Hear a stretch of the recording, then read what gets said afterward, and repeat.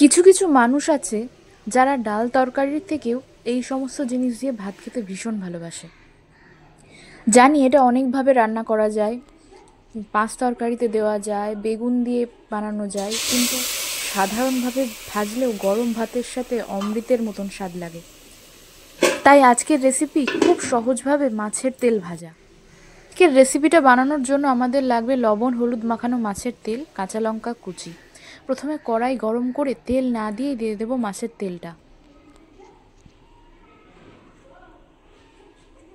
ঢাকনা দিয়ে গ্যাসটা কম করে দেব, এখান থেকেই তেল বেরোবে, তেল দেওয়ার প্রয়োজন পড়বে না।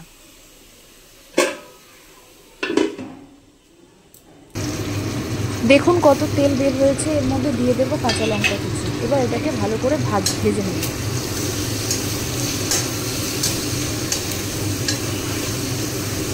আর কিচ্ছু দেওয়ার দরকার নেই, আর কিচ্ছু করার প্রয়োজন নেই, শুধু ভেজে যান, তাহলেই তৈরি গরম ভাতে খাওয়ার জন্য অপূর্ব স্বাদের এক রেসিপি।